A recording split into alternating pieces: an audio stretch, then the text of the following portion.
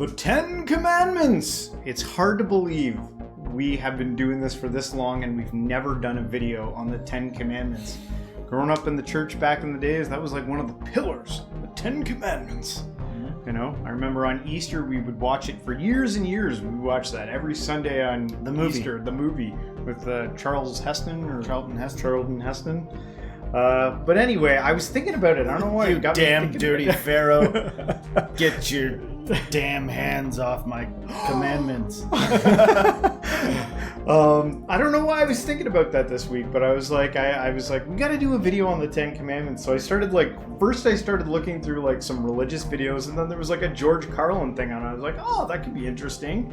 And another thing we've never reacted to on this channel is Comedian before. I randomly watched this really recently. It's so weird that you picked this. I never know what James is picking for the things, and so I like really recently watched this. Synchronicity. Yeah. Well, our phones are talking to each other, and that's true. All right, well, anyway, we won't keep you guys waiting. Let's get into it.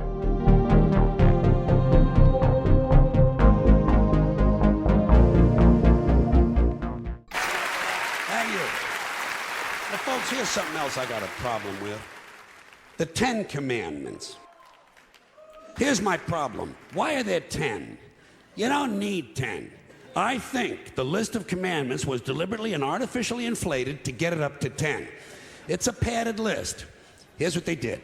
About 5,000 years ago, a bunch of religious and political hustlers got together to try to figure out how to control people, how to keep them in line. They knew people were basically stupid and would believe anything they were told, so they announced that God had given them some commandments. Up on a mountain, when no one was around, God had given them the 10 Commandments. But let me ask you this. When they were sitting around making this shit up, why did they pick 10? Why 10? Why not 9 or 11? I'll tell you why. Because 10 sounds official. 10 sounds important. They knew if it was 11, people wouldn't take it seriously. Say, what, are you kidding me? The 11 Commandments? Get the fuck out of here. But 10 sounds important. 10 is the basis for the decimal system. It's a decade. It's a psychologically satisfying number. The top 10, the 10 most wanted, the 10 best dressed. So having 10 commandments was really a marketing decision. And to me, it's clearly a bullshit list. It's a political document artificially inflated to sell better. I'm going to show you how you could reduce the number of commandments and come up with a list that's a little more workable and logical. We're going to start with the first 3, and I'll use the Roman Catholic version because those are the ones I was taught as a little boy. I am the Lord thy God. Thou shalt not have strange gods before me. Thou shalt not take the name of the Lord thy God in vain. Thou shalt keep holy the Sabbath. Right off the bat, the first 3, pure bullshit. Sabbath day, Lord's name, strange gods. Spooky language. Spooky language. Designed to scare and control primitive people. In no way does superstitious nonsense like this apply to the lives of intelligent, civilized humans in the 21st century. You throw out the first 3 commandments, you're down to 7.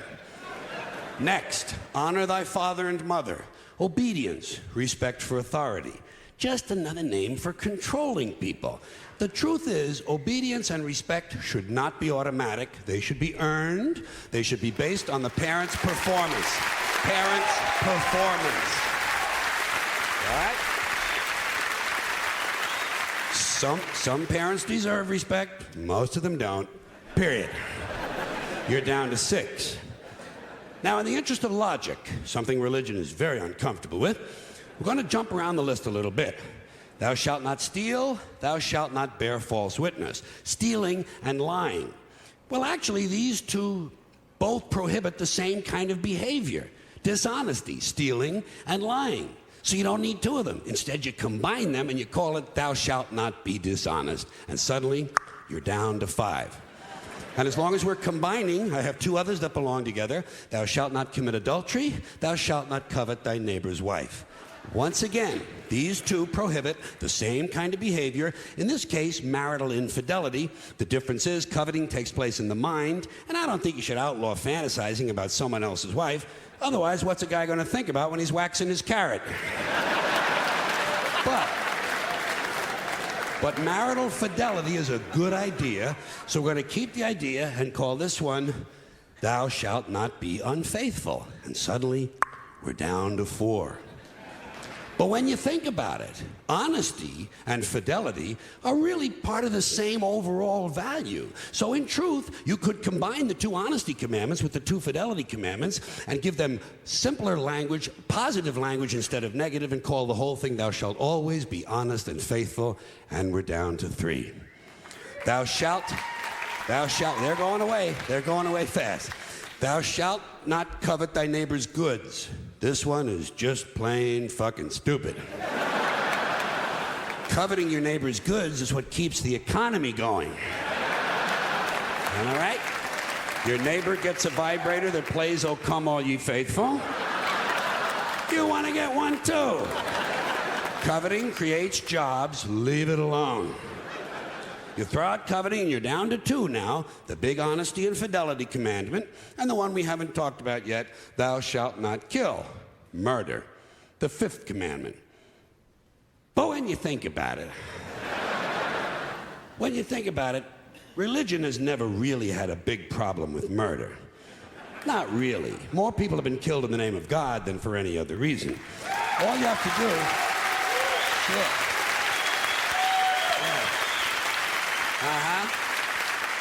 All you have to do is look at Northern Ireland, the Middle East, Kashmir, the Inquisition, the Crusades, and the World Trade Center to see how seriously the religious folks take Thou Shalt Not Kill. The more devout they are, the more they see murder as being negotiable.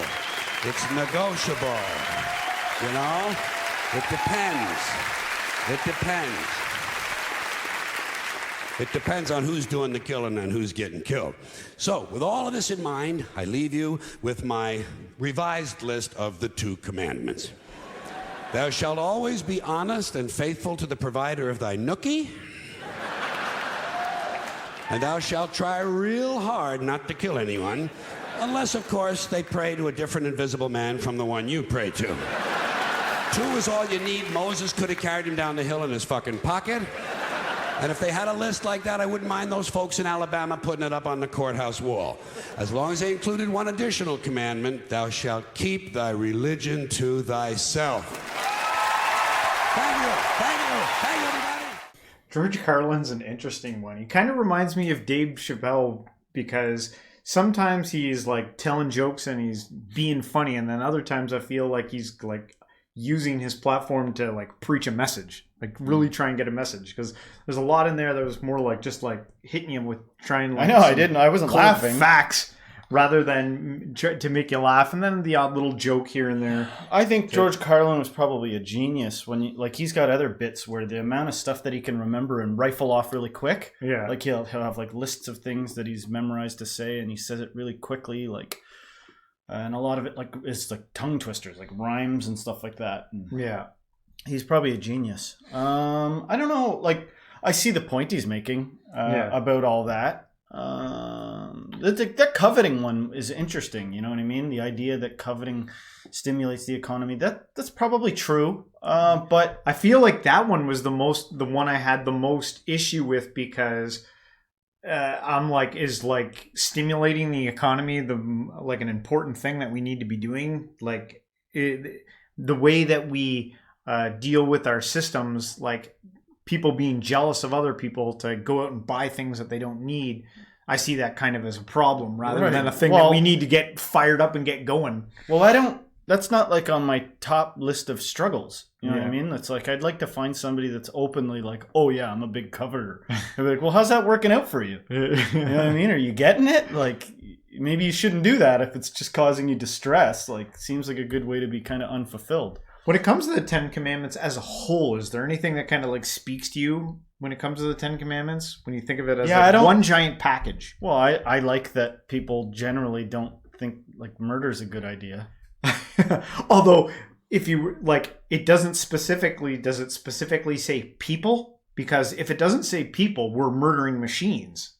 Like everything, like anything that's living, like when it comes, like whether you're a vegetarian or you eat both meat and veggies, you still eat all the time.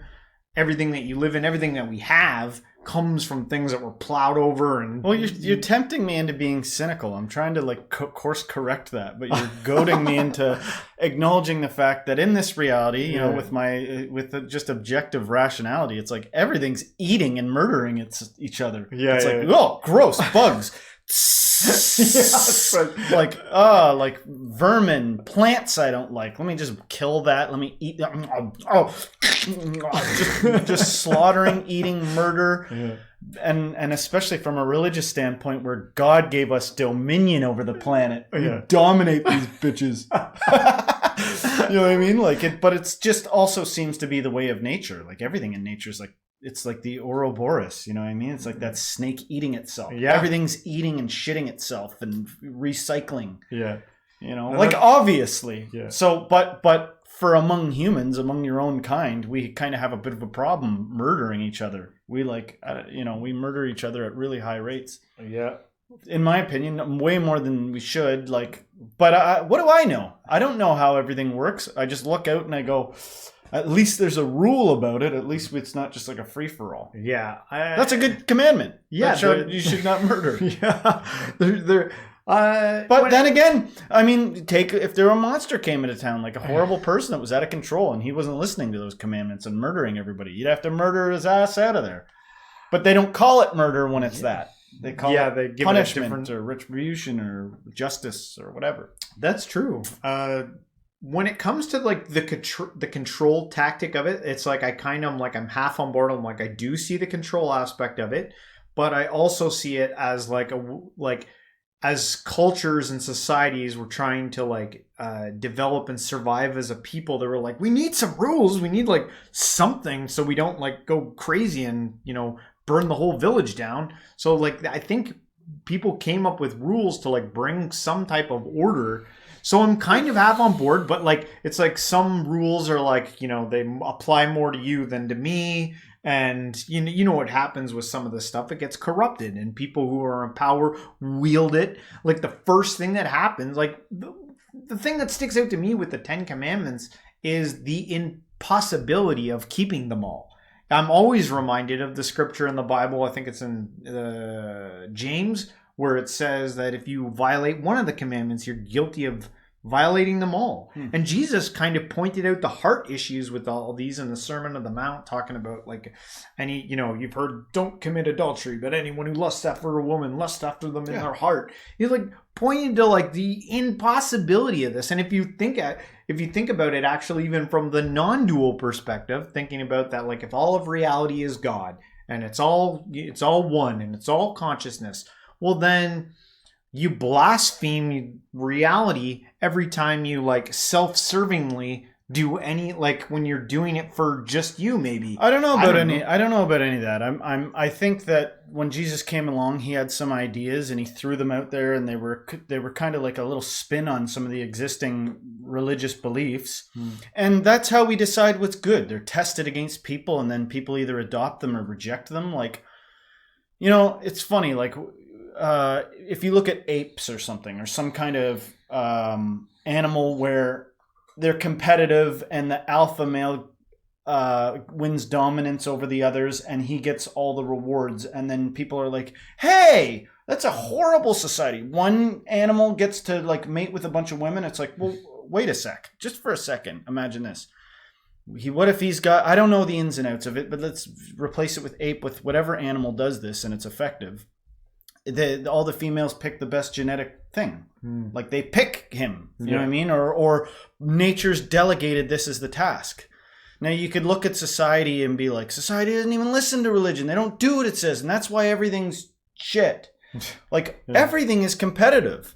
All of nature is competitive. And there's been plenty of creatures gone extinct. Mankind has caused extinction to a lot of animals, but there's a lot of creatures over the time that have just gone extinct. Their experiment was done. It's not like they didn't contribute while they existed, but they served their time and then their time was up. So when it comes to ideas, we get together, we dispute, we try to get minds that everybody agrees on, and then it's up to nature from there. What's good and what's bad. And sometimes it's tough titties. You're like, I don't agree with everybody, the way everything's going. You know what I mean? Yeah. Well, get yourself together and make yourself an example so that you can convince people. Well, you can't. Like there's a lot of people that are not genius, but they're just above average intelligence, and they fall into this trap of being depressed. They fall into the trap of getting upset because they look around and they see all this stupid stuff going on. Yeah. It's like, well, you got more processing to do. You should arrive at the conclusion where your life isn't screwed just because you're in this situation. Think a little longer till you raise yourself up to that super intelligent person that can actually be happy even if they are surrounded by people with lower cognitive capacity. Like who's that guy? There's a British guy. I don't know if you know his name, but you've probably definitely seen him. He's like a master of theology, but he's an atheist.